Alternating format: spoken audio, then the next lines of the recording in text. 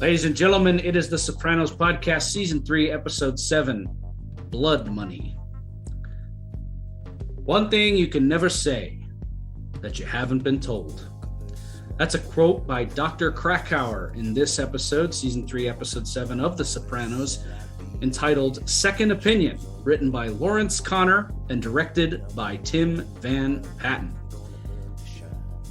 This is a hell of an episode for a reason that I think we discussed a little bit in our pre-chat, guys, is that this is a great episode in its depiction of life, in that we're dealing with serious subject matters here: divorce, loyalty, blood money, cancer, and yet the episode is still filled with humor. And that's life, is these moments of laughter and levity in the face of unbearable tragedy and sadness. And this is a very melancholy episode, but also one that I was smiling through a lot, if that makes sense. I want to hear your first thoughts. Let's go around and give initial impressions of Second Opinion. Yeah, I think you started off by saying this quite well. It's at its front kind of a bleak episode, it's dealing with some dark topics, but as The Sopranos is really quite good at, it's got a nice light touch. It finds moments of real humor, and I'm so often struck by the writing in this show. I just thought the pace of this episode was so good because it's dealing with essentially three disparate plots, and just the way that it artfully goes from one to the other and does this really nice transition work is really great. It's very watchable. And a really good episode. I think I enjoyed a lot more than I thought I would when I realized, we're going to be sort of beleaguered by Junior's illness, which is very depressing. Carmela and Tony's marital problems, likewise very depressing. And also this thing going on with Christopher and his, I don't even know what you want to say it, his probationary period into the mob. I don't know. But quite funny, really runs at a nice clip, and quite a moving episode as well. I agree. It's a compelling episode. It's very well executed. It really makes nice use of Tony, I noticed, particularly because he's not the main character in any of the three major storylines. But I think because of the nature of the story and his character, the way that he looms large, he has a very important effect on each storyline. And I agree, it's got some bleak elements and outlook, but it has that Sopranos light touch. It is very funny, and again, very lifelike. And I think, in effect, this episode is offering kind of a second opinion on Camelot and this mythos that the characters have, either of their own lives or, in the case of Junior, the mythos of John Kennedy and what that means, and how he relates it to this doctor who's kind of an arrogant, self-serving shitbird like the gangsters are. And the most important confrontation with the much more substantive doctor is the one that Carmela has. We'll get to that scene in the episode, most important scene in Carmela's trajectory up to this point, I think. Yeah, well said, Paul. It's such a funny thing coming off of University, by the way, that we have this storyline with this doctor giving very blunt advice to Carmela. But oddly enough, in this particular episode, when the doctor points out Tony's grievous misdeeds and how irredeemable he is, I find Tony almost heroic. That's the beautiful irony of The Sopranos, is what Tony is doing in this particular episode as relates to Dr. Kennedy. I'm rooting for him 110%. It's such a fun Sopranos thing to do, coming off of such a gross last episode, to have Tony painted in this heroic light, especially when we're seeing the weight that this lifestyle has left on Carmela. We're going to talk all about it, but first I want to start with what I consider the C storyline. It has the least screen time in this episode, but it's very funny stuff. I want to talk about this Chris Paulie dynamic and this probation. First of all, what a sad commentary on the modern state of the mob that Chris, a newly made guy, should be on top of the world, is subjected to this. We are introduced to this with a scene in the back of the Bing, Chris and Paulie playing pool. Paulie stiffs him on a $60 bet. which Paulie could probably pay 1,000 times over, but he's just doing it to be a dick. And then it quickly degenerates into a humiliating exercise for Christopher. They make him strip down to check for wires. Silvio says New York opened the books, but they also laid it down. Newly made guys are subject to probationary period, which I guess it includes strip searching. What do we make of this in this dynamic we're seeing with Chris and Paulie? Paulie is Chris's direct boss. Can you imagine, Jordan, your principal, or, somebody asking you to strip down? Yeah, well, hey, that wouldn't fly at school. I think I feel bad for Christopher. I don't think this guy has gotten to enjoy being made at any point. It almost seems like it's been worse. The show's kind of shown us that. Yes. So we start with this his making ceremony, which had the little blackbird infiltration, this bad omen. He's felt like, I don't know, the fates have it out for him, and pretty much from that moment forward, and kind of not doing as well as he thought he was going to do with the gambling enterprise, and now being subject to these searches and feeling disrespected by Artie Bucco, and these things that have been happening to him. He does. You're right, Chris. He has it worse since being made, not better. I think he's really feeling disenfranchised, disenchanted with the whole experience right now. So, and could you imagine having someone worse than Paulie on top of you, like to be like the person that you're supposed to be looking up to in this life of gangsterdom? I mean, I guess it's better than being like mentored by Ralph Cifaretto or something like that, but it's not great. Paulie's a real weird guy. Yeah. Good points all. I do find these scenes a little frustrating to watch, not because the writing isn't good, but rather because I think, like you guys, it's difficult. I feel a bit bad for Chris, what he's going through. I also don't know exactly. I want to stay away from spoiler territory here, but just watching this episode alone, I wonder what you guys think. I wondered what is eating Paulie, or is it something specific? Is it just a power trip? Because I don't think Chris has given him any reason to think that, say, Chris is a rat, but Paulie will still antagonize him and say, before I was busting balls, now you're starting to worry me. I think Paulie's like just completely full of shit, like most of these characters are. It's pretty distressing to watch, even though, as you guys said, this episode's got a light touch and there's really funny bits between these two. Yeah. You know what it is, Paul, and we'll talk about this scene in a few minutes in depth, but I think the root of it is what Tony touches on when Chris goes to him later, which is, if I'm looking just on a basic level and trying to get like what's up Paulie's ass, despite the fact that he's a quirky, psychopath, is that Chris is a fast riser, and it's because he's Tony's nephew. I mean, he's not displayed any exceptional degree of competence to get to where he is. He's quote unquote paid his dues. I mean, he took a bullet for the family. He's demonstrated a basic level of loyalty to this thing, right? But he's a fast riser because he's Tony's nephew. And I think that eats at Paulie and a lot of the older guys, as it would in any line of work when the newcomers come in. It's a seniority thing. For sure. Yeah. So the next scene, Chris brings home 2 garbage bags full of Jimmy Choos. They're size 10. Adriana's so happy, as any woman like Adriana would be, at this insane amount of beautiful shoes. Jimmy Choos are not cheap either. And, Chris, comically, we leave the scene on this note and we'll come back to it in a few minutes. They're size 10s. As Adriana says, that's Sasquatch size, Christopher. And I love the little exchange they have there where he's like, "Where did I get 10 from?" And she's like, "Yeah, where?" So that's funny. And then Chris makes a little comment that's important here, like I'm going to give that prick a fair taste or whatever, full share. And so we get the information that Chris is perhaps holding out a little bit of his share from Paulie, not telling him everything. Oh, for sure. It's like a waiter not declaring his tips kind of thing is how I interpret it. In spite of Paulie being such a prick, there's every reason it would seem that these guys should mistrust each other.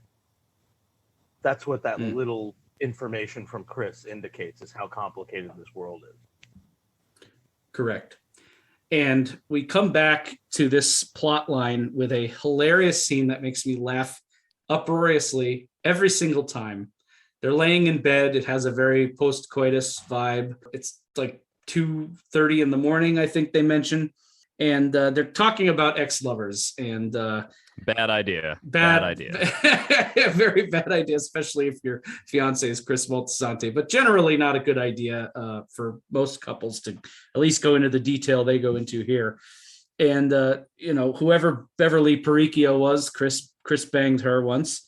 And for a whole summer. Good job, Christopher. Yes, it's wow. a whole summer of Beverly Paricchio. But don't mention the one time you blew Penn Jillette in a bathroom in Atlantic City. I love that they chose Penn Jillette. I think that's so funny. That's like the right level of random. Yeah, exactly. And it's just the right level of believable too. It wouldn't have been believable if it was like Tom Hanks. But Penn and Teller, they come through AC all the time. And I am personally a big fan of Penn Jillette. So just the so imagery. am I. Yes, me too. The whole vibe of that interaction is just very funny to me that they chose him. I bet Penn Jillette himself would get a kick out of this if he's seen it. Oh, I'm sure someone has told him and he probably loves it. Probably saw the episode. Everyone was watching this show. Yes. So I just found that very funny. And then, of course, he calls her, once he gets more details of what happened, he calls her a low-life cunt whore. And they get into like this ridiculous slap fight in the fucking bathroom. Yeah. Why?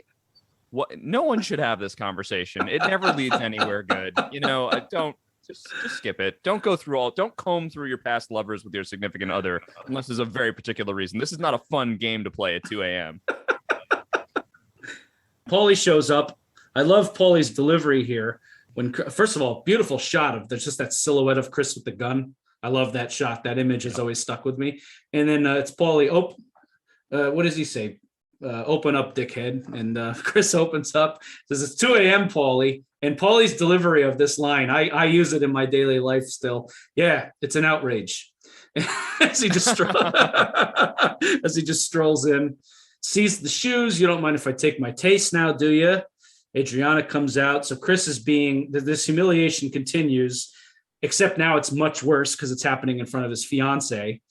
And she's watching Patsy pack up these shoes, and Chris is like, I don't know. I have to go into my own pocket if he's going to replace them.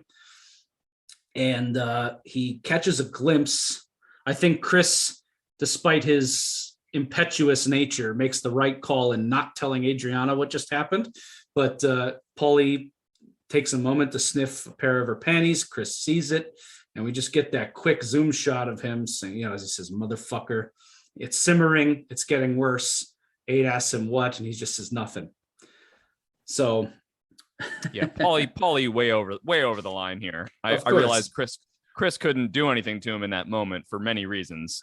Actually, for the same reason Tony really shouldn't have gone after Ralphie. But it's that's fucked up. That's some fucked up shit. You would have a big fight with a friend over that if they did that to you. Yes. Correct. So Chris does what he feels, and by the way, what he was told to do at his making ceremony, which is go up the chain. You have any problem, you talk to this guy right here. He goes to Tony. The next time we see Chris, he's talking to Tony at a car wash, and he's complaining, and Tony's poking fun at him. Yeah, I heard he strip searched you. He gives a little pinky. He's kind of laughing, and Chris says, I'm serious. He sniffed her panties. That seems to be the thing that gets Tony to acknowledge, okay, that's over the line. But Tony's on board with the hazing, and he tells Christopher, you're climbing very fast. Why do you think that is? You're going to say it's because I'm your nephew? Yep. So suck it up. He gives him the, hey, you're a trainee here. You're a page. You're going to kind of be the shit boy for a little while. Buck up and deal with it. But what do we make of this interaction and what Tony tells him and this little moment here? Well, yeah, I think Chris, whether he takes umbrage to the fact that, Tony implies that it's because he's his nephew that he's risen so far. I mean, that's totally true. And the mere fact that they can have this kind of conversation in the manner they're having it is because he is his nephew. So Chris perhaps should consider acknowledging his own privilege in this regard, that his relationship with Tony gives him certain allowances that maybe the other guys don't have. And perhaps his hazing is a little more severe or a little bit more oppressive because of that. I don't think Chris necessarily understands that cause and effect. And I think Tony is right to highlight it in that scene. You just brought up an interesting question. Would this be going on as harshly if it weren't Chris? Oh, I think not. I think not. I think there would be a hazing process. There would be like a check-in and an evaluation system. But if this was an older person, someone who'd been around longer, really paid their dues, wasn't just a favorite of Tony's, I don't think Paulie would treat them the same way, or that anybody else would necessarily. I mean, the whole episode is exposing a lot of hypocrisy. I think that, as Jordan mentioned, Chris has this privilege. Chris also doesn't like that Paulie sniffs his girlfriend's panties, which is admittedly really disgusting. The next time he and Paulie have a confrontation, it's after Christopher has been banging some girl at a hotel. Yeah. So that shows how much he respects Adriana. And I think that, you're seeing this throughout the episode, sort of culminating in another storyline where Carmela is, of course, the character who confronts a lot of the bullshit in this. I think, the whole world is full of shit with these characters. Of course, Chris has a legitimate beef, but of course, they're daring him to say something about it. Right. It's like, hey, suck up, even if you have a legitimate problem. It doesn't look good for you to complain about it. It's not, I don't think it's really sustainable. Chris doesn't like it, obviously. And then in the last beat, it's appropriately absurd what brings them back together. Yes. Let's get into that in a second. Tony does confront Paulie about this outside the Bing, about the hazing, and Paulie's kind of no selling it. And then Tony asks, did you sniff that girl's panties? And, there's kind of a older brother vibe here. Like, Paulie, did you really do this? Come on, man. You don't get a sense that Paulie's in any grave danger here, but right. Tony sees this as perhaps a step too far and steps in. He told you that? Fuck him, baby. Paulie's mad he was told that. And then he drops this amazing line. He tells him, I'm not apologizing. And so he says, it's the kid's fiance. And Paulie drops this line, which ends the scene, because where else do you go from this? As of the wedding day, anything that touches a pussy is off limits. Which, as far as wise guy rules go, I guess makes as much sense as any. Sure. I do like that Paulie doesn't lie. I like that he immediately cops to oh, he told you that? He doesn't deny it. Yeah. That felt good. I mean, not what he did, that he admits it, Again, and going back, I mean, this is obviously a much less extreme example, but as far as the value of women and respecting them, it's less, again, no, it's like because he admits it so openly. It's like, oh, sniffing a girl's panties, not the end of the world. The problem is that it's Chris's fiance, Right. Yeah, it's exactly. like sniffing a panties. Oh, that's normal behavior. But everybody does that. Yeah. So, I want to quickly touch on a scene that happens earlier in the, what, Paul? Speaking on what Jordan said at the beginning about the episode's light touch, at the end of this scene, which is already funny, I think the last line actually is, anything that touches her pussy is off limits. Watch the way Gandolfini just reacts to that. No lines, just his face. Yeah. It's so funny. Again, that big brother kind of thing, oh man, this guy has a lot to deal with, but I got to protect him, Right. Yeah. Yeah, it's really funny the way Tony, it tells a lot about Tony and Paulie's relationship. Tony knows how weird Paulie is, and that we all have a friend or two that does things that we all find strange, but you put up with it because it's well, I guess that person is just that weird. Yeah. So, I do want to touch on a scene that happens earlier in the episode, because it comes back and it doesn't actually plug into any of the three major plot lines. It's kind of a separate story thread that's happening throughout the whole season. But at one point, in the episode, Tony goes back to the Bing and is in the back room, the office, and confronts something that, and I remember these, this was huge back in 2001, 2002, the big mouth Billy Bass. It was this silly little toy, I guess, novelty item. Yeah. And these things were all Chris. My dad had 3 of them. He had three of these fucking big mouth Billy Bass things. He had one in his truck. My dad, notably, is a truck driver, right? He had one in the home garage, and he had one in his home office. I couldn't escape this fucking thing. Yeah. My parents were fully divorced at this point, and I had one at each house. So I feel you. Yeah, these fucking things are everywhere. Drugstores, Walmarts, grocery stores. So this was like viral before viral was a thing in a way. Just one of those hot trends like Tamagotchis and you know. Oh man, you know what? Do they still make these? Can we get one? The big mouth Billy Bass? Yeah, I wonder if they're still around. I'm gonna check that. Hold on. Listeners, if you want to send the Sopranos podcast a big mouth Billy Bass, we'll mention your name on the show. We'll do a plug for you. Yeah, I mean, they are still around. Oh my god, I think I need one for my office. I think it has to happen. I don't know that they're making new ones though, because the price looks a little inflated. I'm seeing them for around $60, $55. Oh no, that is too much for that. But I'm looking at the box here. The singing sensation, Take Me to the River. Oh, that's so great. I would pay $20 and no more, I think.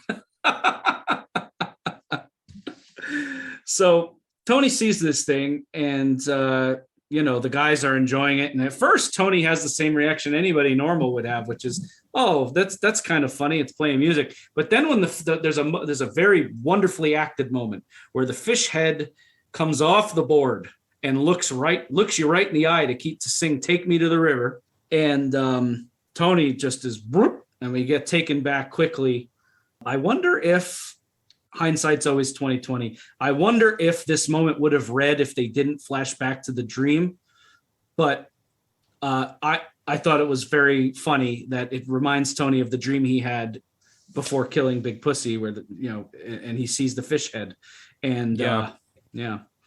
I don't always like when they hand us the flashback to remind us. Right. I do. Well, we have to remember also, and I know the listeners probably feel this way too. Some people watching the show are watching it more casually than we are, or there's a certain, class of viewer for this show that is really intently watching and would have picked up on that reference regardless. Yeah. I don't love that we flash back to Tony's dream sequence specifically, because that's a weird flashback to justify, because it's like, how often do you remember a dream you had some time ago, a specific image? I don't know. It's entirely for the audience, but I guess that's fine. I think the show 9 times out of 10, more than many other shows, gives the audience enough credit to not do something like this. So I try to put myself in their shoes. I'm sure there was actually discussion about it, because to me, it would have been almost more eerie if Tony almost didn't piece it together, but it made him feel uncomfortable and he wasn't sure why, and then reacts to it. And then the audience can piece together like, oh, it's because of the fucking fish dream. But we also have to remember now we're in the era of streaming and binge watching. And also at the time, not only is it that people are watching it a little bit more casually than we are, not dissecting it on a literary level, but also there had been a year or so between. So it's kind of, they probably decided it was more valuable to just quickly remind the audience of why this is affecting Tony. I get why they made the decision. It's pretty too. They do it nicely, I think, pretty deftly, as is the whole of the sequence. We see how upset Tony is and how he's been reliving a trauma through it, how he killed his best friend. So it's dark, but as Chris said, it's got a light touch in this sequence. It's funny. He walks out and he starts yelling at Georgie, who brought it in. Yeah. And he says, "What do you think that is? A fucking playroom back there?" Literally just came from the back where Silvio and Furio are playing cards. Yeah. And he says, "That's an office. This is a place of business," like Georgie is disrupting the integrity of the Bing with a talking fish. Yeah. It's ludicrous, but we know why Tony's going through it. And we're ahead of the characters, which is fun too, because the ending shot is Silvio and Furio looking at each other like, what the fuck was that? Yeah. I love again, a little slapstick humor here where Tony reaches to go grab the fish and then the motion detector goes off and it starts, because that thing had a motion sensor when you would walk by it, and then Tony goes to, and then his hand like pulls back and then he angrily grabs it. Just that's classic slapstick. That's very funny. I thought this was well done. This is this beating Georgie in the front room of the Bing is in front of everybody is becoming a tradition on The Sopranos. Yes, this guy has suffered so much abuse. Already with an eye patch off of what Ralphie did to him. Right. Georgie's having a tough month. Yeah. He's so simple too. I feel bad for Georgie. But anyway, the reason I brought this up now is because we come back to the big mouth Billy Bass in this last scene. Chris is leaving this last scene for Chris's storyline. Chris is leaving a motel. He's already dipping in the hooas. I don't pay for it. I don't know if I believe him, whatever. Mentions the shoes. Paulie also got his Gumar's size wrong. I don't know what's going on with that. It's very funny though. Yeah, I don't know why she was a size 10. Well, because I don't know. I think if you ask, I'm madly in love with my wife. I've been married to her for several years now. We've been together more than a decade total, our relationship. I couldn't tell you off the top of my head what shoe size she is. So I guess that's just kind of like I don't know if most guys off the street would know their woman's shoe size. So yeah, I guess that's the joke. Yeah, I'm not sure. I don't know why specifically size 10. I don't know why both men thought that. I'll say in my long relationships, I typically do know their shoe size, but it's just a funny bit regardless, I think. Yeah. And ignoring their women is their misdeeds. Yeah, right. So, then Paulie mentioned just kind of lays the threat down on Chris. If you go whining to the big man about stuff between you and me, we're going to have a problem, my friend. And he reaches into the back to pull out the big mouth Billy Bass. Chris has a gun on his ankle. It's kind of a tense moment. And then out comes this fish. And these two guys laughing over this. It's kind of a weird moment that these guys are going to be okay for now, but also there is this underlying simmering going on between Chris and Paulie that I have a feeling we're not done with, because this doesn't end terribly conclusively as far as this storyline goes. But yeah, so he pulls out the Billy Bass and they're laughing at it. Here's an interesting question. I don't know if I'm reading too much into it.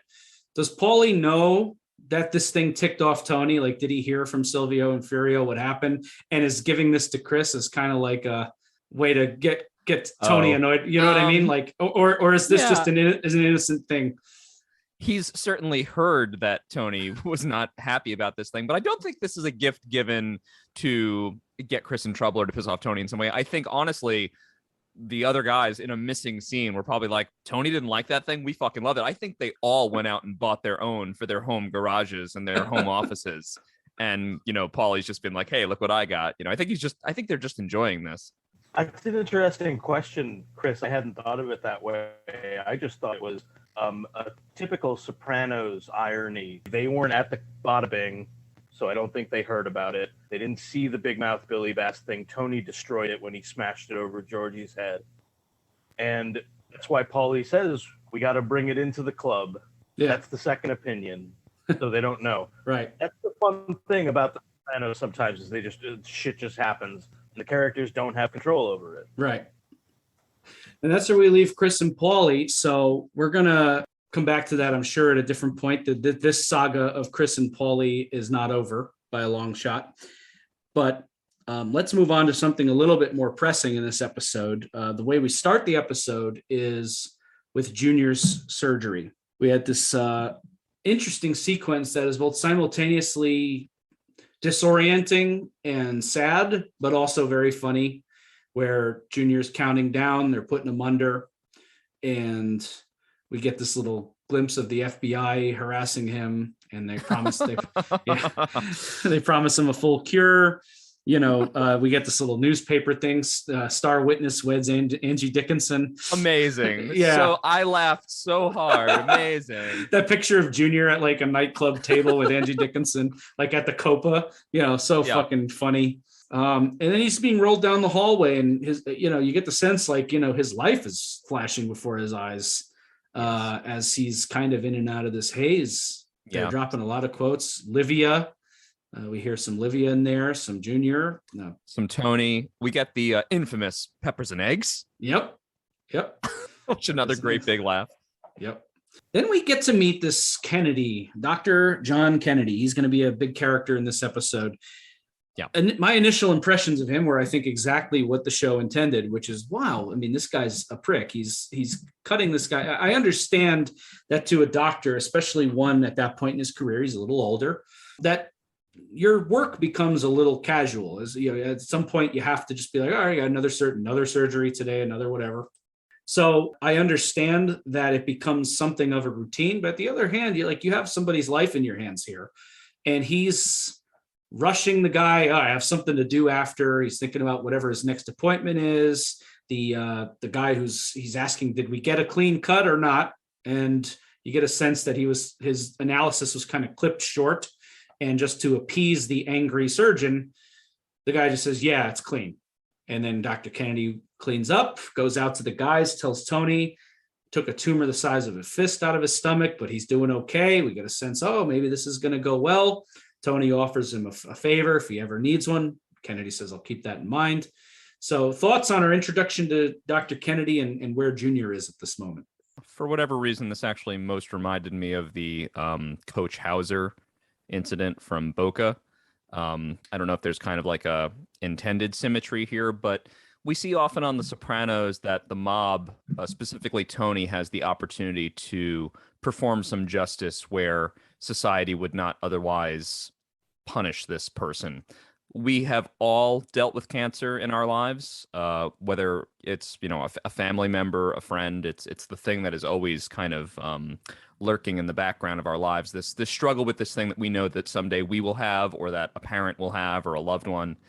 And you hope that you're in the best of care and that you have a doctor that really cares about you. But unfortunately, many doctors are like Dr. Kennedy. And he's a type, right? He's an archetype. It's a handsome guy. He's tall. He's probably in his 50s. He's really cocky. He's arrogant. He's really smug, which is, certainly a thing that accomplished surgeons can get to be. Yeah. And the value of Junior on this show is so multi-faced.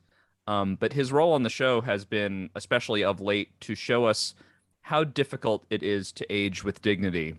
Yeah. And his enemy on this show is that, time is just taking more of his dignity away the longer he lives. He's a 72-year-old gangster and a tough guy who probably should have died 30 years ago and would have been proud to do it. But he's forced to suffer the indignity of age, which forces him to come up against doctors like Dr. Kennedy. And so the show puts us as a viewer in an interesting spot where we all say, wow, I really relate to this. I had a doctor that I felt didn't give a loved one of mine a fair shake, and I wish I had someone like a Tony to intervene on my behalf. We're meant to not like this man right away. And even that initial meeting with Tony where he says, hey, we removed this tumor the size of a fist, and Tony takes his own time to say, hey, listen, if you ever need a favor, indicating like, listen, you know who I am. Anything you want, say the word. Kennedy is so dismissive of Tony, someone who in society is like the most prominent boss of the area mob family and is in the news and on the news broadcast constantly. And Kennedy is so smug and thinks so highly of himself, he just kind of just even brushes Tony off. Like, this guy doesn't have fucking time for anybody. And just as like a regular average Joe guy, right away you're like, fuck this doctor. I hope something terrible happens to this man. Yeah, I love that explanation. Also, he's got a B on his hat. So, Jordan, that is so well said.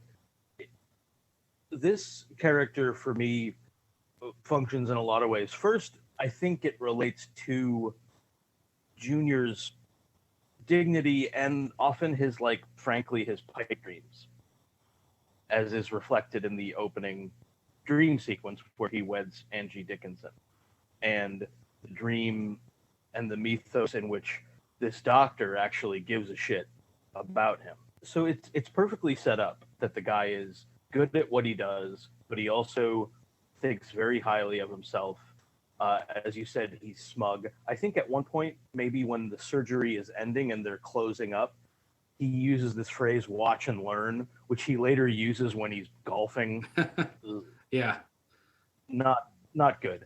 And the other parallel that we're going to get to later, I think, is that we're going to get to the JFK thing, but I think a big thing, and maybe the biggest thing for this character and the parallels, is that he is a Dr. K who is paralleled with the other Dr. K, who, unlike this one, is not full of himself. He's not smug. He's not dismissive. He's not resentful. And it leads to a much greater confrontation. But between the substantive moral philosophy and accepting the pipe dream, the characters on this show will always go for the pipe dream. Interesting. I love that analysis. Jordan, to what you said, as far as him being an archetype, you know what my mind flashed to when I was watching the episode, and this is such an odd thing because I don't necessarily always think of The Sopranos and comic books in the same kind of universe almost, but this character of Dr. Kennedy, at least at this early stage, the arrogant surgeon, you know what it made me think of? And Doctor Strange. I was like, this is Doctor Strange before his accident transforms him into a good person and humbles him. This is, but it's exactly that archetype, the older man, little bit of salt and pepper going on in the hair, arrogant surgeon, always has something more important to do, even though his job is life and death. And the fact that they were able to pull that archetype, and comic books are built on the heroic archetype. So I just thought that was an interesting thing. This is, he's basically Doctor Strange before his transformation. Yeah. Thought you would appreciate that. Sure. The next scene we get on this storyline is Junior back in Kennedy's office for post-surgery. He's feeling good. We're going to talk about the whole Carmela's journey in this episode in more depth, but I just thought it was an interesting parallel. We get this first scene with Carmela going to Melfi by herself just before this. And then we get this Junior scene right after with Dr. Kennedy, both kind of initial appointments before they both venture off into their own respective second opinions. And Carmela criticized Melfi's art out in the lobby. She likes the paintings, but she doesn't care much for that statue. And then Junior is praising up and down without, as if it's God's work. The pictures Dr. Kennedy took that they should be in National Geographic. I just thought that was a funny little parallel that they were both discussing the art and what was going on there. But Junior says he feels great, and Kennedy's like, "That's good. That's all good." But he explains that they didn't cut enough around the tumor, and that there's still some malignant cells in Junior's body. It's gone. I think it's spread. I think you mentioned it's a nodal involvement. Lymph. It's the cancer spread a little bit, perhaps more than he initially anticipated. Kennedy gets some kind of call or alert, and then Junior says, "Don't let me keep you, Doc." So Junior's like in love with. I mean, what a thing! This is your cancer, and you feel like you're being an imposition on the guy. And Kennedy, rather than comfort him and say, "Yeah, no, of course," says, "I actually am a little bit backed up. Why don't we go ahead and book you?" Not giving Junior a chance to really discuss this or question this, but he's not looking to discuss it or question it. Bobby asks one question about when he's going to be able to eat normal food again, to which Junior gives him a hilarious glance. But Bobby gets that awful look for asking that question. He gets berated for only asking one later, but I actually thought that was a good question. I thought it was even sweet. I mean, keep in mind, Bobby is in charge of Junior's daily care. What Junior can eat is a big deal. I didn't think that was a bad question. I thought that was unfair. I agree. I think it's actually pretty deliberate, as you guys both mentioned. He's given a lot of shit to Bobby, and he's giving so much leeway to Kennedy. In the scene afterwards, I said to myself, was Bobby told ahead of time to read this magazine article? I doubt it. Yeah. Was he told ahead of time, ask XYZ question? Yeah. Of course not. Junior's just berating him now because the only other outlet would be questioning Kennedy. He's not going to do that. Yeah. I love the phraseology here. You tell me to take a crap on the deck of the Queen Mary. An hour later, they're hosing it down with disinfectant. Oh, God. So fucking beautiful imagery there. They really give Junior Beautiful imagery, yeah.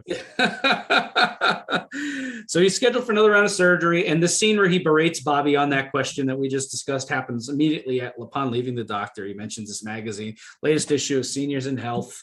Say, bring someone with you to ask questions. You ask one dumb fucking question about my diet.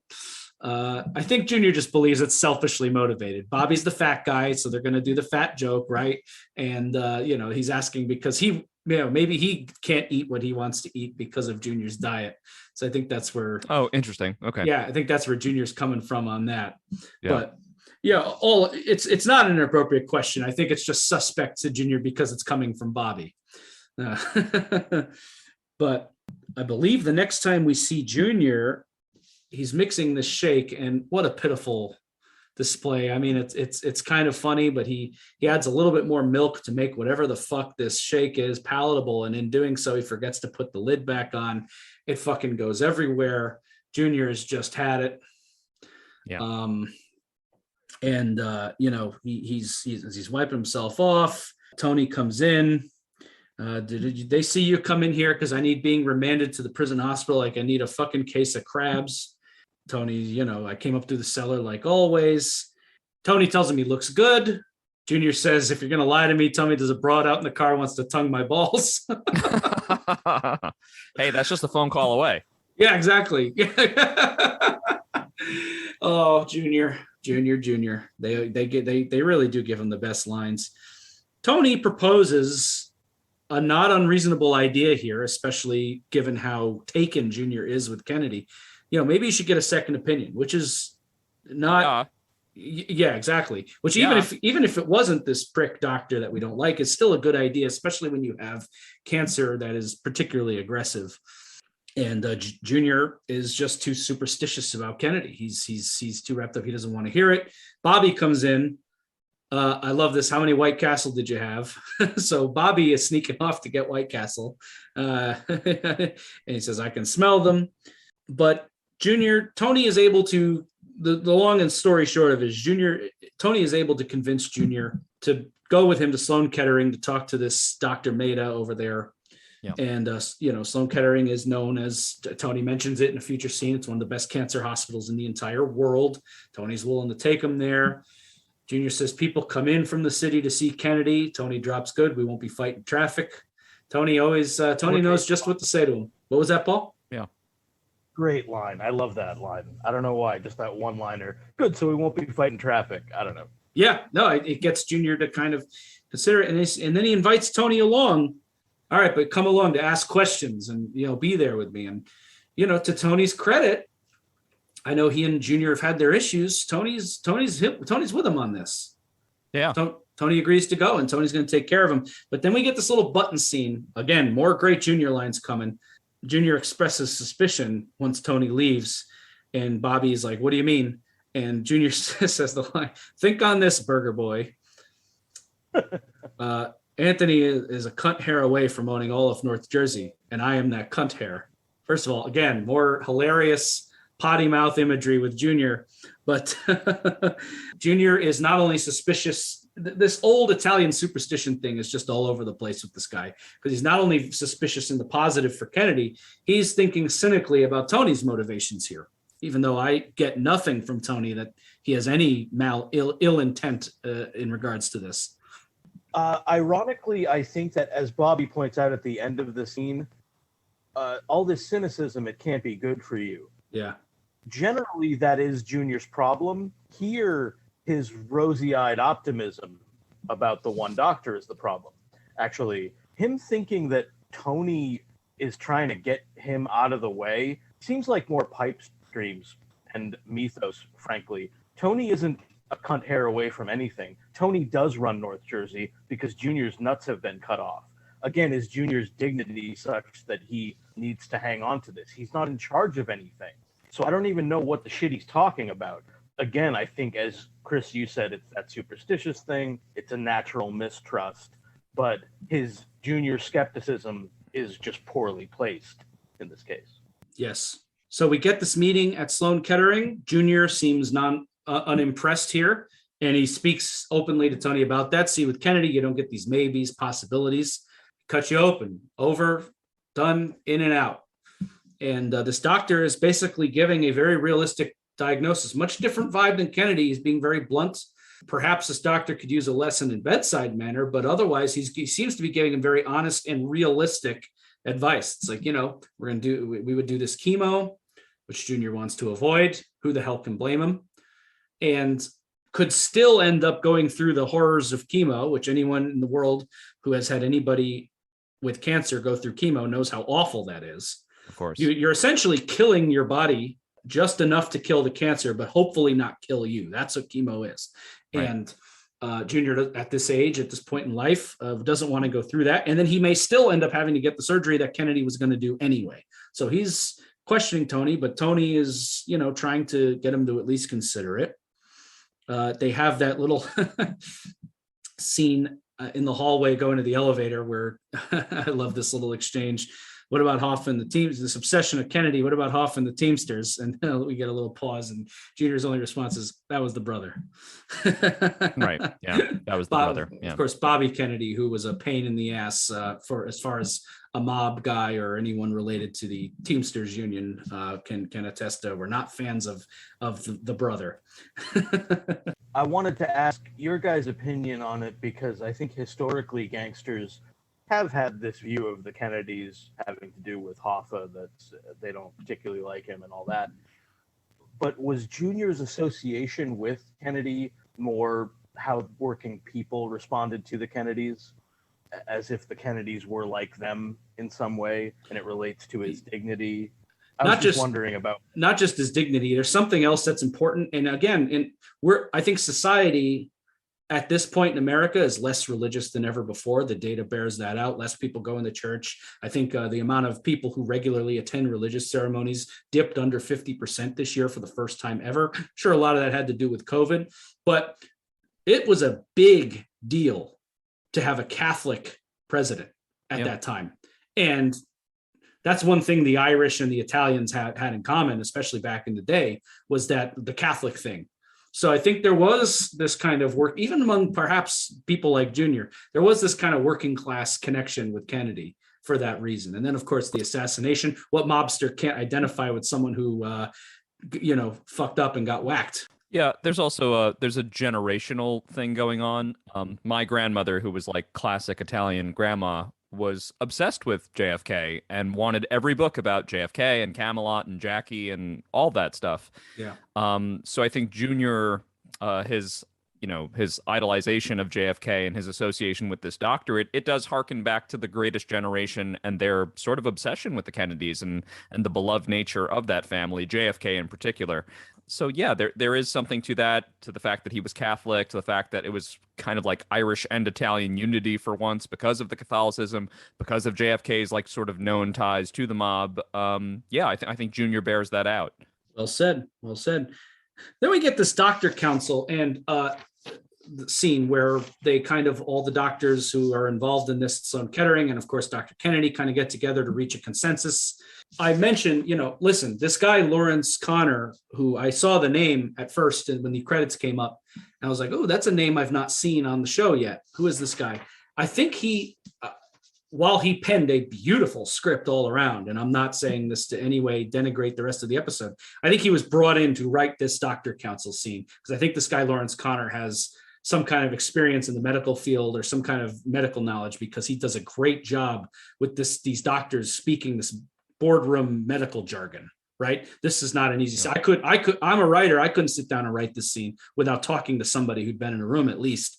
But I was kind of impressed with just how well they got that across. But the long and short of it is that Dr. Kennedy is, again, very cocky. He kind of is schooling these guys on the odds of success with the chemo. And then all of a sudden they mention that Junior went to see Dr. Maida. And rather than make it, again, more to Kennedy's character, rather than make an informed decision on Junior's treatment based on what's best for the patient, he scoffs because he's like, I'm not going to operate with that little shit looking over my shoulder. So his personal vendetta issue, whatever, with this Dr. Maida causes him to just say, fuck it. All right, go ahead, do the chemo then. I don't care. Awful guy. If we had any lingering like for Dr. Kennedy, it's out the window at that point, as far as I'm concerned. And Junior's now in chemo, and we kind of go off of that meeting scene to Junior just moaning in agony as he's being injected with the needle there. And where's Dr. I paged Dr. Kennedy. Where the fuck is he? He's nervous. He's in anguish. And then the next scene we get to, Junior's home puking. Kennedy won't call Junior back. He sent him a box of Cohiba cigars. Still nothing. He's due for 3 more weeks of this. Bobby gives that line, these doctors, it's not like on TV. Very funny, especially because we're watching this on TV. And Tony's there, and he calls Kennedy. Tony is concerned at this point with what he's hearing, and he basically lays it out, giving him one last benefit of the doubt. He calls him, leaves a message. This is Tony, boss Tony. He's using his boss tone. And, call me anytime, day or night, and hangs up. So Junior's now in this predicament. Any thoughts on this scene and how things are going with that? I appreciate Tony looking after Junior. It's actually very sweet. Yes. I know that despite what's gone down between them, despite what's gone down between them, it's sweet to see him caring for him in this way. And also Tony, for perhaps for the first time, is reconciling with the fact that this doctor is shitty, and maybe his instincts with him were a little bit correct when they had their parting here. And yeah, Tony is getting ready to enact some of that gangster justice we so like, because we have all had that doctor with our really sick family member that we can't get a hold of, right? We're advocating for a loved one, and the doctor will not fucking call us. I think we've all been there, or we know someone who's been there. I think that it's interesting to see Tony move into this space. And I also really like how the ironies work here. It seems to me, watching this episode, that what ends up undoing Junior, at least in this respect with Dr. Kennedy, is that Kennedy himself, being a self-serving shitbird, actually seems to believe some of his own mythos as Junior does. And so he doesn't like being questioned. He doesn't like being challenged. He resents that Junior went to this to get a second opinion from this other doctor, maybe resentful of Sloan Kettering being the quote legit end quote cancer hospital. So I like how that all comes together, and then how finally Tony takes action with, as Jordan said, gangster justice. And what a scene it is. I wrote, my God, is this ... heroic behavior? Because he's using his gangster thuggery that we've come to know as far as his tactics are concerned. But boy, if there was ever a deserving target of this kind of intimidation, things are going up a level. And I love the way, again, this just speaks to how beautifully the show has established this character without being excessive.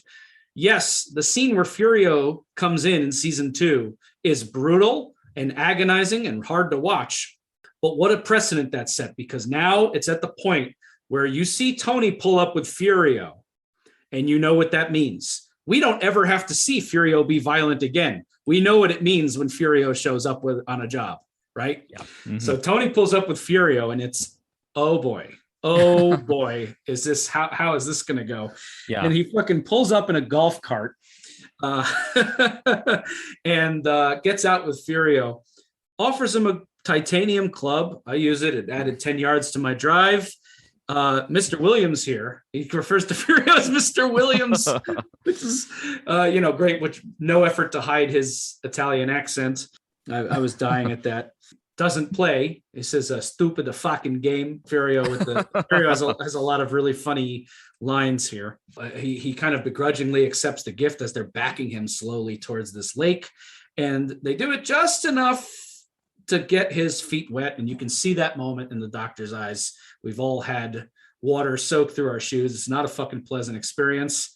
And that's when he realizes, oh boy, I'm in jeopardy here. Yes, you're a member of the club. No, I'm trespassing. And they lay it on him. Answer his calls. Give that man the respect he deserves. He pulls out the Palm Pilot. They smack the Palm Pilot out of his hands. Remember it. This is cool. I know this is thuggery 101, but I was all on board here. Oh, hell yeah. Yeah, we can't wait to see. I actually I was wondering if they were going to hit him. You know what I mean? I was all about it. I thought this was great. It is the exact right level of intensity. And yeah, Tony only breaks out Furio when he wants a fucking hammer. That's what that guy is, you know? Yeah. Super effective. And we're going to talk about this more in another storyline in this episode in a few minutes, but this is another example of Tony really using just the right amount of power to make his point. He doesn't go over the top. They don't beat him. They don't grab him and throw him in. They don't pummel him. They know just the perfect amount of intimidation to use on this doctor to get exactly the result they want. Tony is a good boss. Yet again, that's kind of, he was a good son when Livia was alive. That was a constant. And I think, you know, he makes mistakes, but Tony is good at this kind of thing. He really is. Yeah. This team also has Tony bringing a gift, and as Carmela did with the woman that he brought her a ricotta pie. So I guess there's some aspect of plausible deniability, and also it brings to bear that we can question the doctor's pretense. Oh, I can't accept it. But then they back him up a little bit, and he does take their gifts. Again, unlike the other Dr. K, who refuses to accept blood money, this guy is corruptible. And so we can underline that in this scene. Another interesting moment, it's very brief in the scene. Dr. Kennedy, as if to throw his hands up at the whole thing, says, I'm just his surgeon, that's all. And Tony actually reacts as if to say to himself, yeah, no shit. But because Junior has built this guy up in his mind, Tony's figured out that I have to take action and intimidate this guy into taking this action to make Junior feel better. It does work, interestingly. To Tony's credit, it does. It's the kind of gangster justice we like, and it has the right effect. Yep. Paul, I don't mean to interrupt you here, but looks like you got a B on a Uet.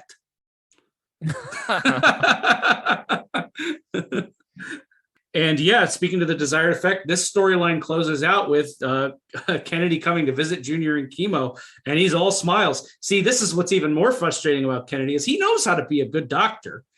He shows up. I mean, this is the way any patient would want to be treated. He's all charm. How's this young man doing? You know, this is the guy I'd see. Absolutely. And then gives Junior his home phone number for future issues. And Junior is all smiles. And now, of course, speaking to the negativity and cynicism, this thing that Junior has been poo-pooing the whole episode, once he hears it out of Kennedy's mouth, his whole attitude changed. Sure, the chemo is miserable and unpleasant and not going to be fun, but at least Junior has been given the gift of optimism by his nephew, Tony, getting Kennedy to do this. Two things broke my heart in that scene. One is how short that scene is. It's this little thing that the doctor has to do. It's maybe 30 seconds to change this, potentially dying patient's entire outlook. Yep. Right. So for this man to deign to speak with this patient for 30 seconds was really all it took. The home number, of course, is a nice touch, and that's something he only could have gotten because of Tony. But you would have hoped that any doctor in Kennedy's position would afford their patients that same dignity and respect. The other thing that broke my heart is Junior's look at the end of this scene. He gets his regal kind of sense of himself back. He has his bearing. He lifts up his chin. You can tell he's a changed man. And it's off of just such a small thing that Tony had to fight to get. And again, you would think that doctors would give this to all their patients, but unfortunately they don't, because we live in fucking corrupt, awful murder world. That's really well said, Jordan. And to bring up something that Jordan has often in the past about how, Junior's dignity is so affected by his age, probably should have died 30 years ago. In this short scene, Dr. Kennedy calls Junior a young fella twice, right? You taking good care of this young man? That sort of thing. Yeah. So, as we saw, it's sad to see how it operates. Yep. All this could have been avoided if Kennedy had just fucking done this a week ago, But right. He's a prick. He had to learn the hard way, like many characters in this show. Speaking of learning the hard way, let's get into our A plot for this episode. Carmela, this, I have to just say off the bat, season 3 for the women in the show is astounding. These the amazing performance from Melfi in Employee of the Month, the beautiful performance of Tracy in University, And now she's been largely supportive. The therapy scenes have been substantial, but Carmela has been largely supportive up to this point in season 3. And she really has a killer episode, a lot of beautiful, sad acting going on. Edie Falco is a total queen. But let's get into this. The story starts on the domestic front with we find out AJ's going on a trip to DC. We get a Sunday dinner scene. Always fun at the Sunday dinner. They're eating scarol with balsamic. Everything today, Q has that line about everything today being balsamic. My mother never heard of balsamic.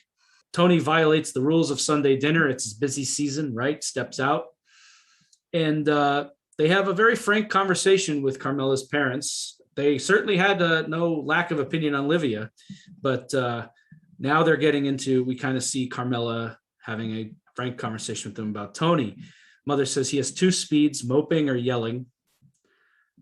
Carm's parents give each other this look when Carmela mentions that Tony's in therapy, almost as if to say, well, what a shame that is. It's the wrong attitude to have about therapy. They should be thrilled.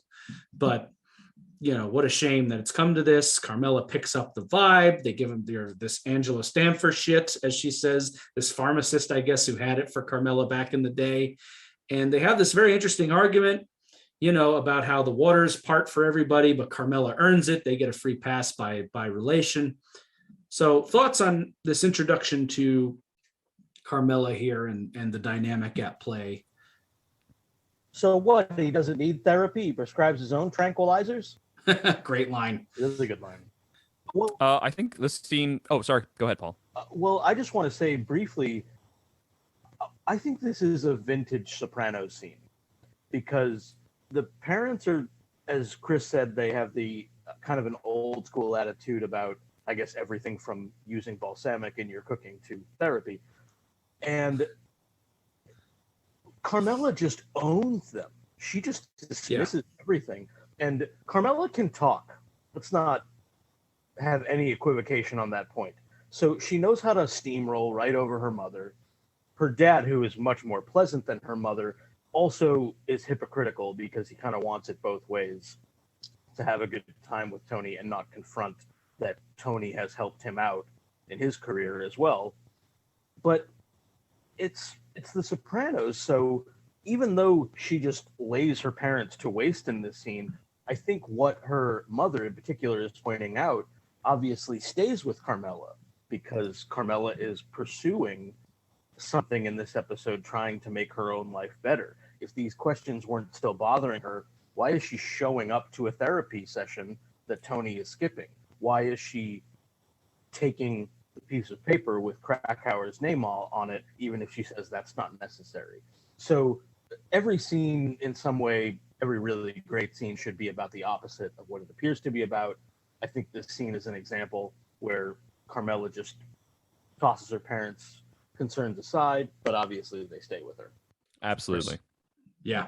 And Carmela is alone in Melfi's office. We've been getting somewhat used this season to seeing Tony and Carmela together in therapy. It's been, I think this is the 3rd episode now since Carmela's come into therapy, but she's by herself.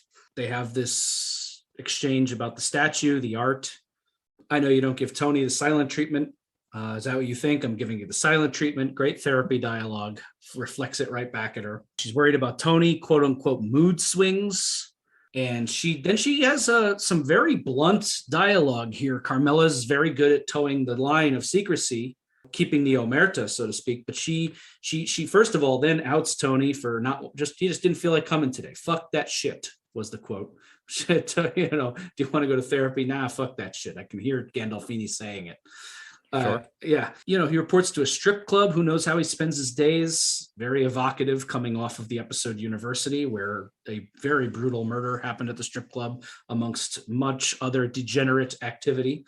And so, yeah, and Carmela's really hurting here. Great acting. At one point, she just bursts into tears, but is fighting it.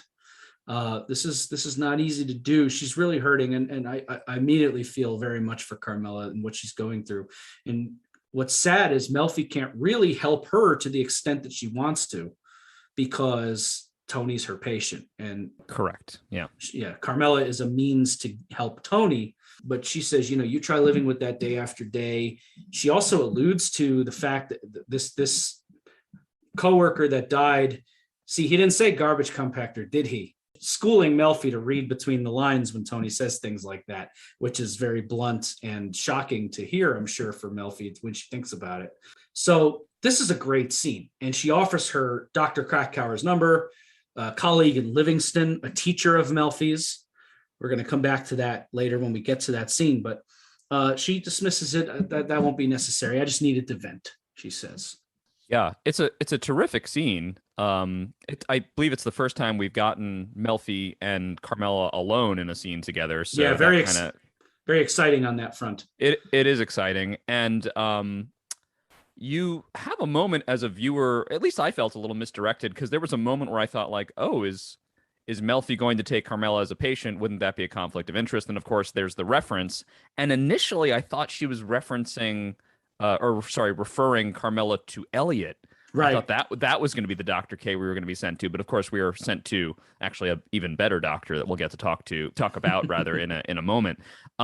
It's a great scene. I feel terrible for Carmela, and I would love to remind the listener / the viewer that Carmela and Tony being in a good place together, those moments are rare in the series. In fact, so much so that they really stand out.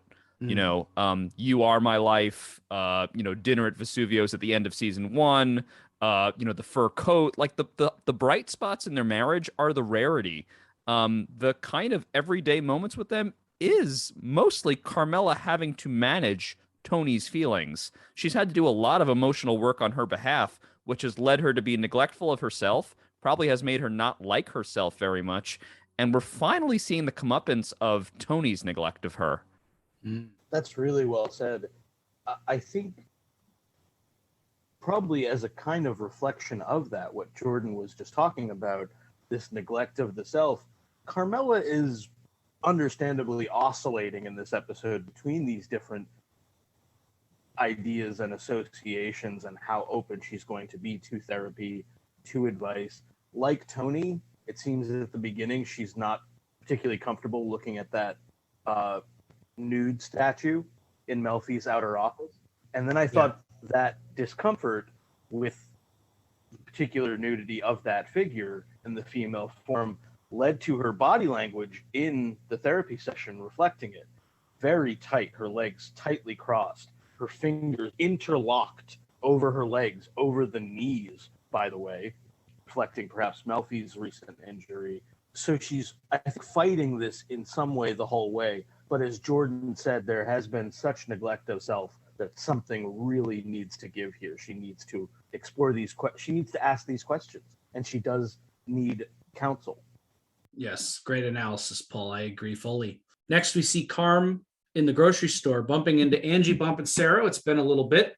It's one of those characters at the end of season 2. You wonder, am I ever going to see her again? And here she is. And this has to be a nightmare for Carmela to see this situation. You can understand why it would stick with her, especially with what she's going through. Angie expresses the idea that she's in somewhat dire financial straits, getting by. She's a sick poodle. It's going to cost $1,200 to get the surgery. Carmela invites her to dinner. Little foot and mouth syndrome. Maybe we'll get lucky and Tony won't show. Whoops. Yikes. Yeah. In fact, yikes is exactly what I wrote on my notes when she said that. It's darkly funny, but it's also like, because her husband's certainly never going to show again. Yeah. But that scene is a pretty quick beat in the scheme of things. And then we next get Tony and Carmela at home. I love scenes at home with them, just the two of them. They're always fucking great. Dinner's cold. That's why they invented microwaves for inconsiderate husbands. Tony pulling a move that I have pulled many times where I taste something cold and I'm like, oh, that's good. I'll just eat it like this, especially like leftover pasta. I love that way. Sometimes it's a thing. You guys into the cold pasta? Oh, for sure. Yeah. Cold pasta. Listen, I am ashamed to say how many times I, especially as a kid living in my parents' house, like went into the fridge and found like the cold ziti. That was the best shit in the world, where you were like, I'm just going to eat this entire bowl of ziti and it's going to be cold and it's going to be amazing. Yeah. But actually, the other thing this episode does well, this scene especially, is like the neglect is so commonplace, right? That it hardly needs to be acknowledged. It's something that's like, yeah, it's a little punchline for Tony. Yeah, they made microwaves for neglectful husbands or for inconsiderate husbands. Yeah, Tony, listen to what you're saying. Are you going to address this at any point? Really? Yeah, he knows he's a shit husband right now. I think he always has a justification. His excuse, I think, would be, well, it's football season, but it's never really much better, is it? Yeah. This scene also, the way it takes place in the episode, it's sandwiched actually between the scenes with Chris coming home to Adriana. And Chris and Adriana are much younger, and Adriana's experience of being the mob spouse or the mob partner is very different. She's just starting to enjoy the dividends of this life. So that scene is dynamic, it's fun, it's sexy. And then you cut to Tony and Carmela, and it's cold, the dialogue is clipped, they're sitting on opposite sides of the table. It's not an accident. Yes, exactly. And we get some information in the scene. Carmela's been invited to have lunch with the dean. Tony won't go. He identifies it immediately as a shakedown. And then Tony puts on a theater performance, essentially, in this next scene. Tony puts on a show where he gets into this whole spiel about puss and ratting him out, and he gets this false anger, and or I don't want to hear, ask him, or he refers to his ungrateful cunt wife. And then Carmela has to repeat that back, his what wife? And Tony kind of gives that a second thought. So it's something, but that's kind of where these two are at. This is what they're talking about on their romantic evening at home while AJ is in DC on a school trip. But this is, it's just kind of this bland conversation about the dean leading into Tony putting on a theater performance to justify his feelings on Angie Bompancero. Presumably this is brought on by the trauma of just that day seeing the talking fish. Right, exactly. Right. He's very upset by it. Carmela obviously doesn't know what to do with it. She doesn't know what his anger means in this scene. So as Jordan said, Carmela is left worried about Tony's mental health, his moods and all that, but she can't contextualize all of it. What's she going to do? Next, we see Carmela. She's going to Columbia to visit Meadow. It's the first time we're touching in on Meadow since the Noah breakup. Carmela sitting there is just very sad. She knocks. Meadow doesn't answer. I've never seen her look more gloomy, depressed. They picked that beautiful kind of melancholy song to underscore it. And she's just sitting there staring into space, playing with her fingers. And Meadow eventually comes out. She picks up all the stuff, goes in. Lily pointed out, Meadow doesn't even drop so much as a thank you. Just, I'm starved, hand out, So Carmela can't even get gratitude from her own daughter, not to mention the piss poor attitude she has in general. Well, isn't Meadow being Tony in miniature in this scene in total? I mean, Carmela's handing over laundry. She's handing over food. Meadow has a bad attitude. Meadow is sleeping. Meadow is depressed. Meadow is ungrateful. It's like Carmela's getting it from every side, between Tony and Meadow, serving the same function essentially for both these people. Yeah. I love she brings in that flyer. That's a very mom thing to do. I hope you're taking advantage of these opportunities. And yes. There's I wrote that I didn't get into too many specifics, but I wrote that this is very believable college age daughter banter here, dorm room banter. And she kind of implies that Tony's at fault for the breakup with Noah, which while Tony's treatment of Noah was inexcusable, we all know that that's complete bullshit, and that's not what happened. But Meadow's looking for something to lob at it. She's very angry and hurt, so it's understandable. Well, she's reassigning. She's kind of creating her own narrative. Tony does this all the time. Yeah. Right. I'm actually upset about this one thing, but I'm going to make it your fault somehow. Exactly. I love that. I do want to mention this exchange. I love when she's like, "Don't rope me into whatever bullshit combinational pretext you have worked out with Daddy." And Carmela's just like, "What was that, last night's reading assignment?" Yeah. Bullseye. Good, Carmela. Very good. She mentioned she's having lunch with the dean. That kind of perks Meadow's ear. What's all that about? But anyway, very good scene. And yes, it shows that Carmela is just the laundry, the food, the just the domestic servant, essentially, even for her daughter, who is now an adult. Then we get this lunch sequence with Dean Ross. Find out he's a paisan. This guy, all I have to say about this scene, and I'll let you guys talk on it, it's split into two sections because we're dealing with some of the Dean inner splices with some of the other scenes. But this Dean knows his job. This Dean knows what the hell he's doing. He has assessed the financial situation of the Sopranos very well. He's turning on the charm. Meadow's done great. Of course, I haven't met her, but all of her professors say she's wonderful. This is a smooth character. This guy is very good at what he does, which is fundraising essentially, and lays it out. Tony was right. He wants 50 grand to put their name on a wall outside the student center or whatever. So yeah. Columbia will greatly accept blood money. They're fine with that. That's true. Look, they're just running a different scam operation, aren't they? How different are they? Yep. And I love when Carmela tells Tony in the bedroom later, he's Italian. Jews with better food. Which my wife and I will probably argue about every time that comes up because my wife is Jewish, Lily, and I'm Italian. But it's just different. You can't really compare the two. There's nothing. It's a funny line. It's a funny line. Yeah. And we've talked about extensively about Italians and their food superiority thing, complex, whatever you want to call it. Yeah, no, we'll never hit an agreement on that. What I will throw her and the Jews out there listening who may be fans of our show is Jews definitely have better breakfast. Jews have better breakfast. Jews know how to do breakfast. Italians.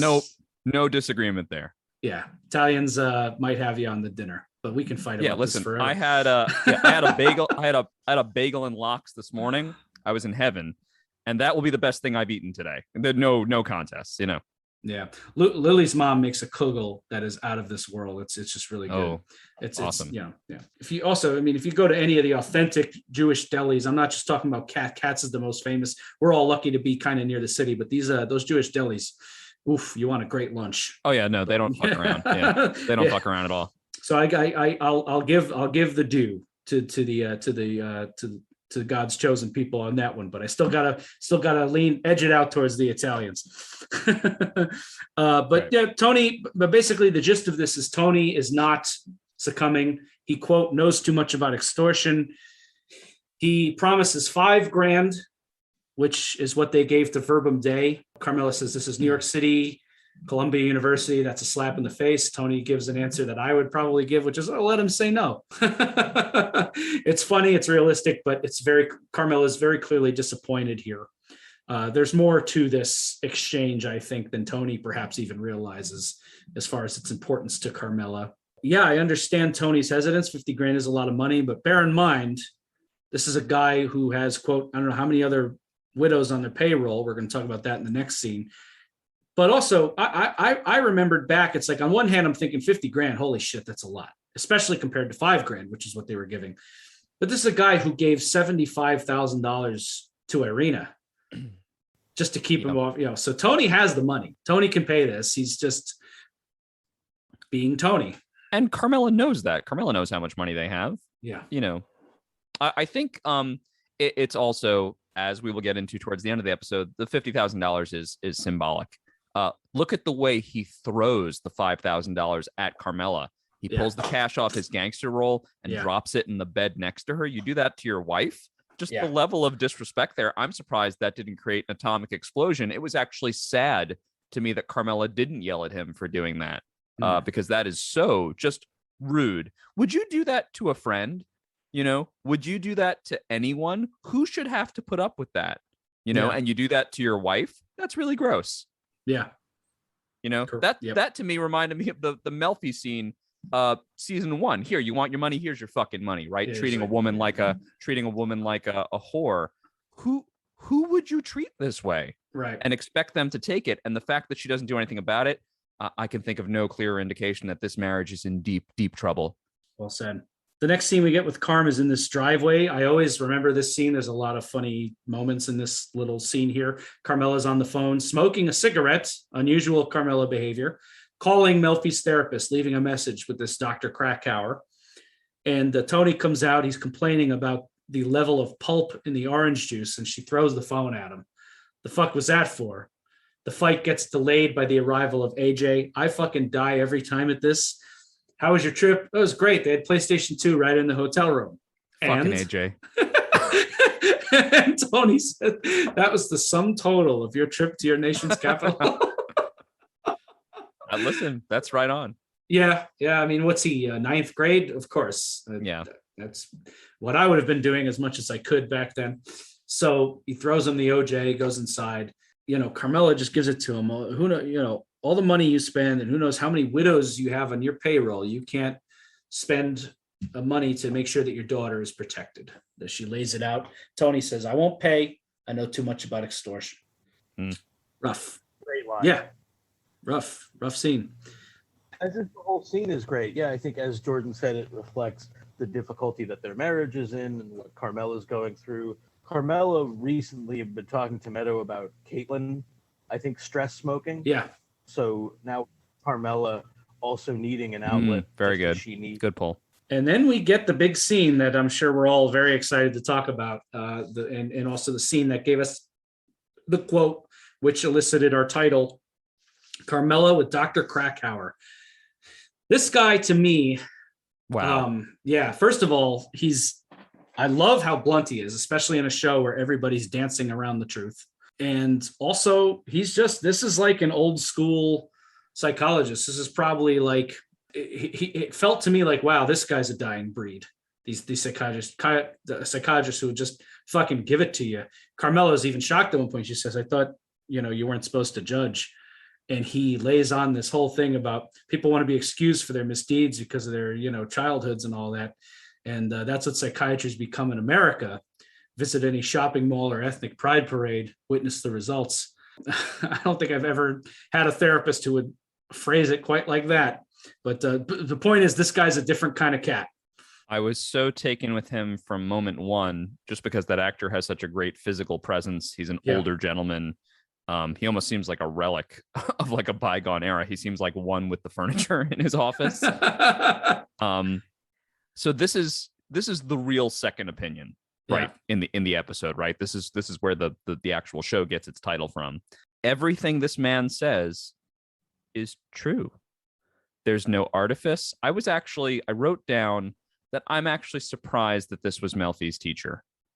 Because he does a lot of things that for the most part, she doesn't really practice. Melfi is much more kind and absorbent and self-reflective, and really there's a softness to Melfi that I think we all appreciate. I think I would love it if my therapist was Dr. Melfi, because if I had this guy, you would come to some certain truths about your life so abruptly that it might lead you to make some rash decisions. And Carmela takes him at face value, and it's actually like really refreshing. For once, we actually encounter a character in The Sopranos. They're pretty rare. Actually, it reminded me a little bit of Officer Wilmore from Another Toothpick, where the character has no bullshit about them. They have a code, they do the super function of their job, and they do it super well. This man is sort of the antithesis of Dr. Kennedy, right? Who is the bad doctor. This is the good doctor. He knows exactly what his practice is. He is super precise, and his surgery is exact. You told him what is wrong with you. He repeats it back to you. He affirms that indeed that is wrong, and you need to do something about it. There's no dancing around it. There's no blaming all your problems on Livia, right? This is what you need to do to fix your life. And if you don't want to do that, I can't help you. And moreover, you can't pay me with blood money, right? I won't accept it because that's an affront to me, right? I think this character is unreal. He's amazing. Yeah, and he lays it out in such a blunt way to her. She tries to kind of say, so you're saying this, like I should learn to, and he's just like, you're not listening. Take the children, what's left of them, and go. Oof, what a way to phrase that. And then he snaps right. He's right on top of it. It's like I had to actually chuckle in the scene, but it was an uncomfortable chuckle when she's like, well, my priest says I should help him be a better man. And he just instantly, how's that going? Yeah. Ouch. It's going so well, in fact, that she told the priest to fuck off a year ago. Yeah, you guys are right. I think this scene is pretty astounding. This character is sensational. Really simple and effective thing that The Sopranos does here. This scene starts in the middle. The scene we didn't see is when Carmela first walked in and they introduced themselves, and then she went into a description of her life and her marriage to Tony and her concern about his behavior and all that brought her to tears. So the other thing about why this guy is, I think, the real deal is because he is in part reflecting back to her what she has said to him. He's unapologetically got his own perspective, but it's not malicious, it's not self-serving, it's the real deal. There's also not a bunch of bullshit art or pictures that he took in an African village in his space looks like Jordan's space looks to me right now. It's books, because he's a reader. That's the guy. He's kind of Freudian in his outlook, and I think certainly in the vision of him, right? Yeah. Well, and to your credit, calling him a reader, his prescribed redemption method for Tony is to turn himself in, sit in his jail cell, read Dostoevsky's Crime and Punishment for 7 years in his jail cell, and he might be redeemed. Yes. Apologies to Lily, but I think this is a direct response to Melfi telling Tony to read that stupid fucking pamphlet, Field of Fear, and do it anyway. This is, again, the substantive format. This is the real deal. Just as I think Crime and Punishment is not an easy read, this scene is not an easy one to take. It's a lot, but as we said, it's the real deal. Yeah. The character's also sort of a lightning rod for us because, as Paul has said often, and I so agree, this is a show ostensibly about people who are liars, right? They say one thing, they do another. There's a lie in every scene. People are always constantly, intentionally misrepresenting themselves or trying to get one over on somebody. So when you finally have a character like Dr. Krakauer, it's like time stops while you're watching this scene because you're like, oh my God, finally a character who just speaks exactly what is on his mind and says the truth to this woman in a way that really only like the viewer could, right? Or maybe someone who's like writing this show. It's almost like the voice of God, which is, again, what Carmela has been looking for. And in a kind of cynical way, I take the last line he gives very cynically, because I don't think Krakauer believes that Carmela is going to take his advice, get the kids and go. But he kind of gives her this warning as if to say, whatever decision you make from here, remember, I love it. The one thing you can never say that you haven't been told. Mm-hmm. Oof, this guy is just, he's hardcore, man. But maybe someday Carmela will look back on this conversation. This is not something she'll ever forget, I think. Yeah. Mm-hmm. I think you're right. I think that, as you say, Chris, this is impactful and it's the real deal, and maybe he doesn't quite believe that she'll take that advice, but he's still laying it down. And as Jordan said, this is the true second opinion. This character also reminded me of Wilmore, the black officer from a couple episodes ago. Right, from Another Toothpick, yeah. Mm-hmm. Yeah, who's sort of like challenges one of our main characters in a certain way. It's hard to project things onto him because he's sort of enigmatic, and has an independence. Also, this season, in effect, opened with Tony saying that this guy wasn't good enough to be hanging out with his daughter because he was black and Jewish. Neither of those things was the problem with that kid. The problem with Noah was and is that he's a self-serving sack of shit member of the professional managerial class like Dr. Kennedy. And now, in the course of the season, a black character and a Jewish character have both refused on principle to take Tony's money. Not an accident. Yeah. Mm-hmm. You're so right. Great catch, Paul. Love that. And yeah, this leads us into the last sequence. Carmela has been struck to the depression we've come to know from some of the other characters in this show. Finally, she's had enough of the serving up the pasta and then doing the laundry. She's just curled up in a ball on the couch. What else can you really do after that fucking appointment? I've had therapy appointments that are way less brutal than this one that have done that to me. So I can certainly sympathize.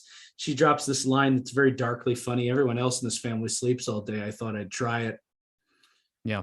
Tony behind the eight ball here, again, just reflecting further his level of neglect. No clue she's done any of this. Probably didn't, says, maybe if you want to see a therapist of your own. And she, again, refuses, I don't have time, she's plenty of time, but she just refuses it. And Carmela drops the bomb on Tony. She's pledged the $50,000. And Tony's like, all right, maybe I'll go up to 10, but Carm, I'm not doing it. And she just leans over and, again, when she really presses, Carmela can get what she wants. And she knows this. And she says, she kind of gives it to Tony very straight here. Like, you need to do this for me today. You need to do something nice. This is what I want. And Tony knows what that means. And as much as it's nice to see Tony cave and give the 50 grand up and the two of them to kind of walk out together, perhaps getting ready to go out for a nice meal, I can't help but feel like, as the lights close on this episode, is this kind of transactional thing that just occurred here all that's holding this marriage together at this point? The fact that Carmela can provide for her daughter in this way, is that all there is? Yeah. Any thoughts on this final scene and final thoughts on the episode as a whole? I will say that for me, as much as this is also a Junior episode, this is, of course, very much a Carmela episode, and it allows us to check in on her in a way that is going to be the fulcrum to move her forward into developing her more as a character, into seeking out her own happiness. And I think that's clear right from Second Opinion. What you said about the transactional nature of their marriage, we've brought up before in previous seasons of this show. It is sad. I do think it is what is holding the marriage together, with the addition of mob wives have this responsibility to remain in the marriage. And I think it's, part of the business arrangement between mob wives and their mob husbands. It's in parts a kind of omerta. It's in parts kind of a religion. And Carmela has finally been led to the precipice of all, with all she's suffered and now with the advice of Krakauer, to like this moment where, okay, I've never seriously considered it before, but now I'm thinking of it. Krakauer says, listen, you've mentioned divorce. You brought that word in here. It's on Carmela's mind. I think we can take her more credibly that whatever the transactional nature of her marriage has been to this point, the transaction is no longer working for her. She does not feel like she's being paid equitably in this deal with the devil. And the love, the thing that really holds any marriage together, seems to be absent. I don't see this as a loving marriage anymore. I can't do any better than that. That is really well said. I guess I would only add, with a bit of cheek, that I would have hated to have been an Emmy voter the year that this episode is out and vote in the category where Edie Falco submitted this episode and Lorraine Bracco submitted employee of. I would have smoked a whole pack of cigarettes the night that I had.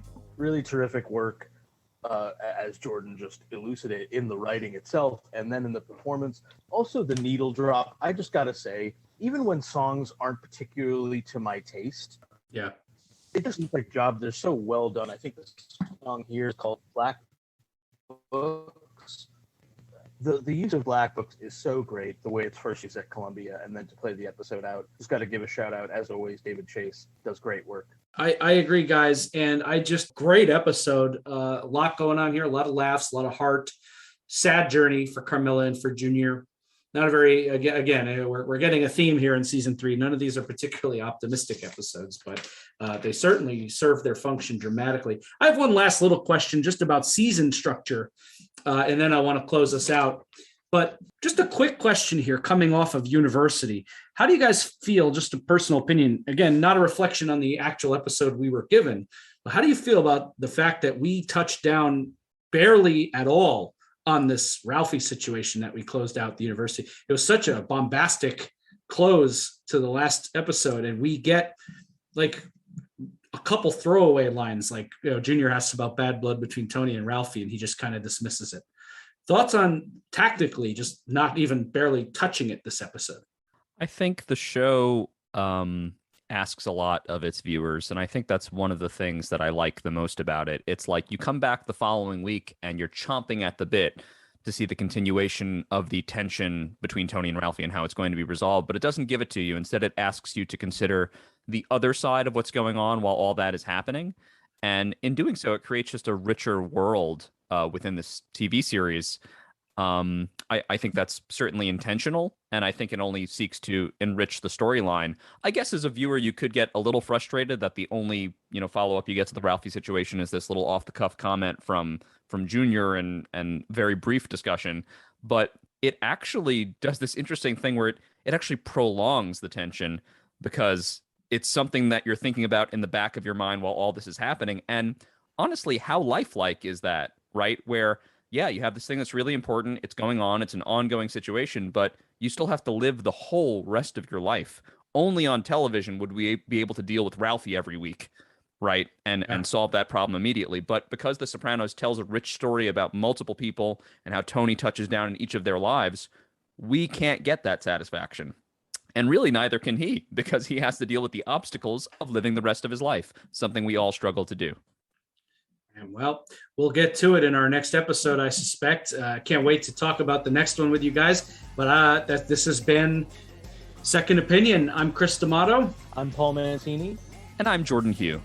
And we will be back next time. Have you heard the good news? He is risen.